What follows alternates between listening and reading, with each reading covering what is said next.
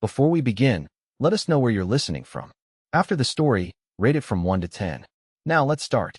The earth felt cool against Natalie Bennett's skin as the men of Copper Creek continued to shovel dirt around her body. She closed her eyes, feeling the weight of soil pressing against her ribs, then her shoulders. When she opened them again, she saw only the faces of the townsfolk staring down at her, some with pity, others with righteous certainty. The summer sun beat down mercilessly, and sweat trickled down her temples into her auburn hair, now matted with dirt. "Please," she whispered, her voice cracking. "This won't bring the rain." Sheriff Donovan looked away, unable to meet her gaze. "The elders have decided, Natalie. The drought has lasted 3 seasons. The crops are dying. Livestock, too. And it's my fault because I can't have children?" Her words hung in the air, sharp as daggers. Martha Jenkins, the oldest woman in town and the one who'd first suggested the ritual, stepped forward. "The land is barren, and so are you. It's a sign.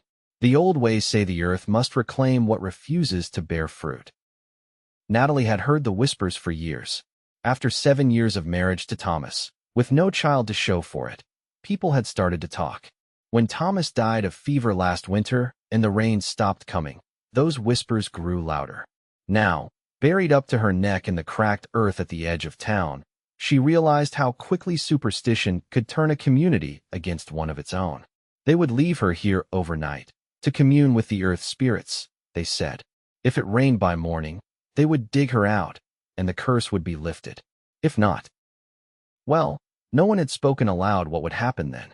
As the townspeople dispersed, their backs to her like a collective rejection, Natalie felt a strange calm settle over her.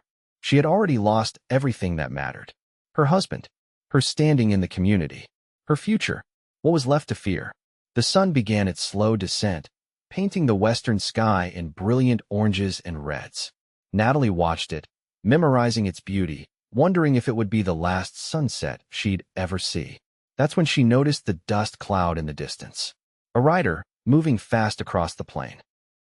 The figure grew larger as it approached, and Natalie could make out a tall man on horseback, with what looked like children riding with him. The horse slowed as it neared her, and the man's features came into focus. Strong jawline, copper skin weathered by sun and wind, piercing dark eyes beneath a wide-brimmed hat. He wore simple clothes, dusty denim pants, and a faded cotton shirt. A silver and turquoise pendant hung from a leather cord around his neck. "What in God's name?" the man muttered, pulling his horse to a stop. 4 children were with him, 3 boys and a girl, ranging from perhaps 4 to 12 years old. They stared at Natalie with wide, curious eyes. "Papa," the youngest boy whispered, "why is that lady in the ground?" The man dismounted in one fluid motion and approached Natalie cautiously, as if she might be a mirage that would disappear if he moved too quickly. "Ma'am," he said, his voice deep and gentle, "are you in need of assistance?" A hysterical laugh bubbled up in Natalie's throat. What gave it away? The corner of his mouth twitched, almost a smile. "I'm Howard Yazzie. These are my children." He gestured to the 4 small faces peering from atop and around the horse. "May I ask why you're buried in the ground?" "Natalie Bennett," she replied. "And apparently, I'm being punished for not being able to have children. The town thinks I'm cursing the land with barrenness." Howard's expression darkened. "Which town would that be?" "Copper Creek. About 3 miles east." He nodded slowly, then turned to his children. "James, take your brothers and sister a little ways off. This isn't for young eyes." The oldest boy, solemn and responsible-looking, nodded and herded the others away. Howard knelt beside Natalie and began digging with his bare hands. "You don't have to do this," she said. "They'll just come back for me. Or for you. Let them try." His hands moved steadily, efficiently. "My people don't bury women for being unable to bear children. We understand that some wounds can't be seen from the outside." As he worked, the dirt gradually loosened around her shoulders, then her chest. When her arms were free, she helped as best she could, clawing at the earth until finally, with a great heave, Howard pulled her completely from the ground. Natalie's legs buckled immediately. She hadn't realized how long she'd been confined, how the circulation had been cut off from her lower body. Howard caught her before she could fall, one strong arm around her waist. "I've got you," he said, and for some reason, Natalie believed him. He helped her to the horse and lifted her onto the saddle. "We'll rest a mile or so from here, where there's water. Then we'll decide what to do."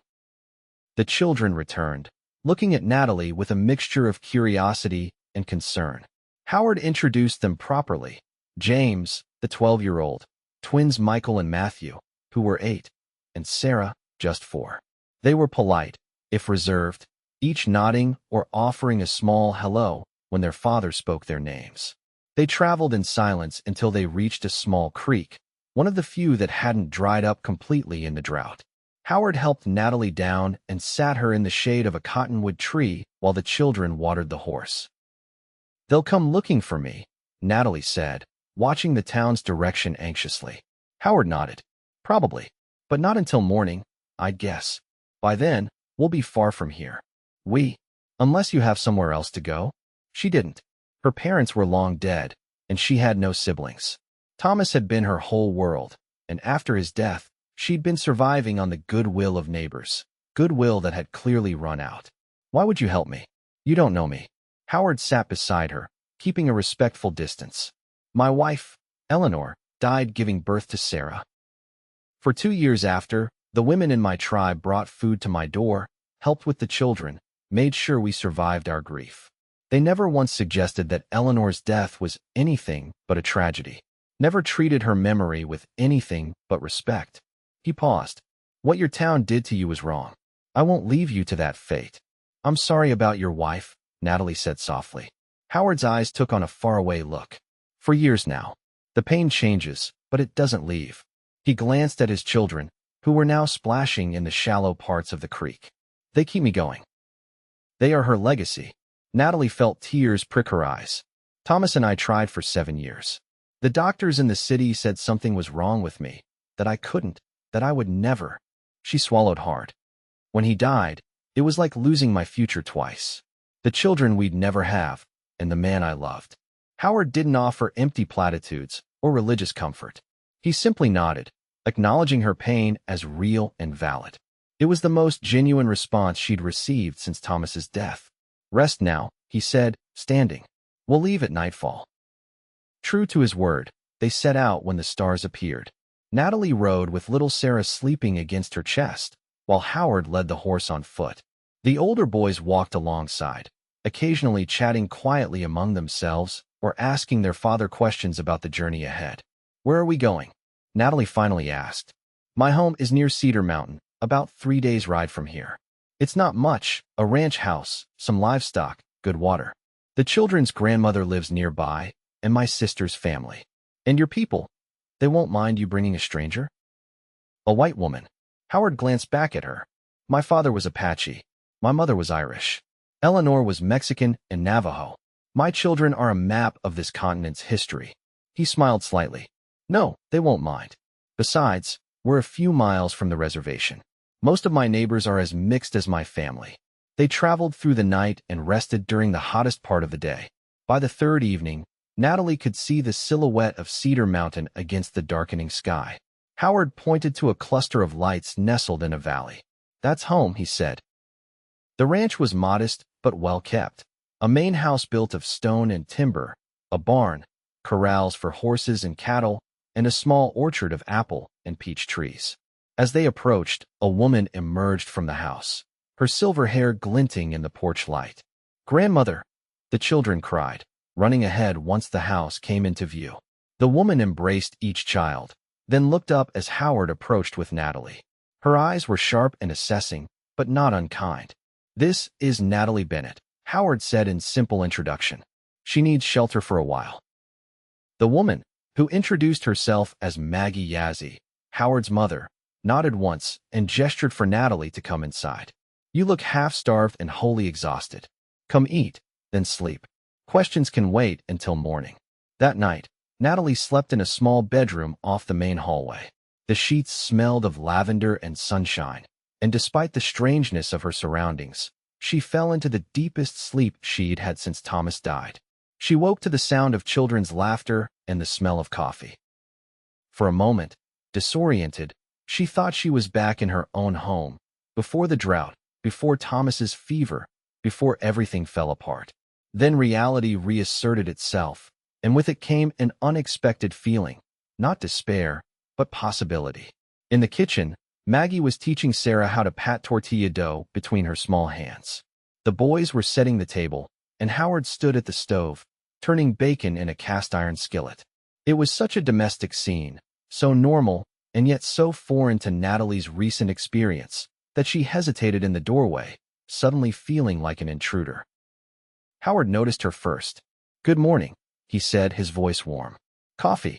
Over the next few weeks, Natalie found herself slowly integrating into the rhythms of the Yazzie household. Maggie taught her to make traditional foods and medicines. The boys showed her their favorite climbing trees and fishing spots. Sarah, especially, took to Natalie, often climbing into her lap during evening story time or bringing her wildflowers collected during the day. Howard was more reserved, polite but careful to maintain a certain distance. He worked from sunrise to sunset, tending the cattle, repairing fences, trading with neighbors. Sometimes Natalie would catch him watching her with his children, a complicated expression on his face that she couldn't quite decipher. One evening, as they sat on the porch after the children had gone to bed, Natalie finally asked the question that had been on her mind. "How long can I stay here, Howard?" He looked at her, surprised. "As long as you need. But I'm not contributing. I'm eating your food, using your resources. You help with the children. You've been working alongside my mother in the garden. You're not a burden, Natalie." She twisted her hands in her lap. "In Copper Creek, I was always the one who couldn't, who failed at the most basic thing a woman should do. I don't want to be useless here too." Howard was quiet for a long moment. "Is that what they told you? That your worth was tied to your ability to have children?" When she didn't answer, he continued, his voice gentle but firm. "My grandmother couldn't have children. She adopted my father when he was orphaned during a smallpox outbreak. She was one of the most respected healers in our community until the day she died." He turned to face her directly. "There are many ways to mother, Natalie. Many ways to create life and nurture it." Something inside her chest loosened at his words. A knot of shame she'd carried for so long she'd forgotten it wasn't a natural part of her. The summer passed in a blur of new experiences. Natalie learned to ride properly, to identify medicinal plants, to make bread in an outdoor oven. She started teaching the children to read from the few books in the house, setting up a small school area on the porch where they would gather each afternoon. She also began to notice Howard in ways that both thrilled and frightened her. The strength in his hands as he worked with wood or leather, the gentleness in his voice when he spoke to his children, the rare, transformative beauty of his full smile. Sometimes she caught him looking at her too, when she was reading to Sarah, or laughing with the boys, or simply standing in the kitchen with flour on her cheeks. Each time, he would quickly look away, as if caught doing something inappropriate. One afternoon in late August, a dust cloud appeared on the horizon, much like the one that had heralded Howard's arrival in her life. This time, it was Sheriff Donovan from Copper Creek, along with two other men Natalie recognized. Howard met them at the edge of the property, his rifle visible but not aimed. Natalie stood on the porch, heart pounding, as Maggie gathered the children inside. "We've come for Natalie Bennett," Sheriff Donovan said, his voice carrying across the yard. "She's to stand trial for witchcraft and causing the drought." Howard's posture remained relaxed, but Natalie could see the tension in his shoulders. "There's no drought here. The rains came 2 months ago. Perhaps your town's problem isn't witchcraft, but poor farming practices." "She still has to answer for what she did," one of the other men insisted. "And what exactly did she do?" Howard asked. "Fail to have children? Lose her husband to fever? Survive when you tried to kill her?" Sheriff Donovan at least had the grace to look uncomfortable. "It wasn't like that. It was a ritual, not an execution. A ritual that involved burying a woman up to her neck and leaving her to die of exposure or animal attack," Howard said flatly. "Where I come from, we call that murder." The standoff continued for several tense minutes. Finally, Sheriff Donovan sighed. "Look, I don't want trouble, but the town council insists she come back and at least face them. They say the drought broke right after she left. So she was right to leave," Howard pointed out. "And you were wrong to bury her." Before the sheriff could respond, Natalie stepped off the porch and walked toward them. Howard gave her a warning look, but she continued until she stood beside him. "I'm not coming back," she said clearly. "Not now, not ever. Thomas is buried there. And that's all that connects me to Copper Creek now. Tell Martha Jenkins and the town council that they can blame me for the drought if it makes them feel better, but I'm done carrying their fear and ignorance." Sheriff Donovan studied her face. "You look different, Natalie." "I am different. Now please leave. This is my home now." The words came out before she had time to consider them, but as soon as they were spoken, she knew they were true. This place, these people, they had become home in a way Copper Creek never had. After the men from town left, Howard turned to her. "Did you mean that? About this being your home?" Natalie nodded, suddenly uncertain. "If that's all right. I don't want to presume." "It's all right," he said quickly. "More than all right." He hesitated, then added, "The children love having you here. My mother too. And you?" The question slipped out before she could stop it. Howard looked at her, really looked at her, his dark eyes intent. "I didn't expect you, Natalie Bennett. I was making peace with raising my children alone, with the quiet life we had. Then I found you in the ground, and everything changed. Is that good?" He smiled then, slow and genuine. "Yes, it's good." That night, after the children were asleep, they sat closer than usual on the porch steps. The air between them hummed with unspoken possibilities. "I still miss him sometimes," Natalie said softly. "Thomas, is that hard for you to hear?" Howard shook his head. "I would worry if you didn't. Love doesn't just disappear because someone dies. Do you still miss Eleanor?" "Every day, but differently now. I can think of her and smile. Remember the good without drowning in the loss." He turned to look at her. "There's room in a heart for more than one love, Natalie. Different, but no less real." She nodded, understanding exactly what he meant. "I think I'm falling in love with your children," she admitted. "Is that presumptuous of me?" "No, they're easy to love." He paused. "And what about their father?" Natalie felt her cheeks warm. "Their father is more complicated." Howard laughed softly. "I've been called worse things." She smiled, then grew serious. "I can't give you more children, Howard. The doctors were very clear about that. I have 4 beautiful children who need a mother," he said simply. "I'm not looking to replace them or add to them. I'm looking for someone to help me raise them, to love them as her own." He reached for her hand. "I'm looking for someone to love me, too, if she's willing." Natalie's heart felt too full for her chest. "I think I could do that. Love them. Love you. If you'd give me the chance." Howard's fingers tightened around hers. "I'm counting on it." Their first kiss was gentle, tentative, a beginning rather than an ending. When they pulled apart, Natalie saw in Howard's eyes the same wonder she felt, the same cautious joy. Winter came early that year. The first snow fell in November, blanketing the ranch in pristine white. On the winter solstice, with the children as witnesses and Maggie officiating in the tradition of her people, Natalie and Howard were married in a simple ceremony that combined Apache customs with elements of Natalie's Christian upbringing. That night, after celebratory feasting and music, after the children had fallen asleep exhausted from excitement, Natalie and Howard stood in the doorway of their home, truly theirs now, watching the snow fall in the moonlight. "Are you happy?" Howard asked, his arm warm around her waist. Natalie thought about the journey that had brought her here, the pain, the loss, the unexpected rescue. She thought about the 4 children sleeping under their roof, who now called her Mom, with easy affection.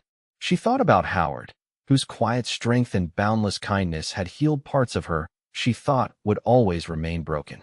"Yes," she said, leaning into his embrace. "I'm happy." Howard kissed the top of her head. "Then that's all that matters." As they turned to go inside, Natalie glanced back at the snowy landscape one last time. Somewhere in the distance was Copper Creek, a place that had tried to bury her. Instead, it had set her on a path to being found, by a man who understood that sometimes the most fertile ground isn't the womb, but the heart.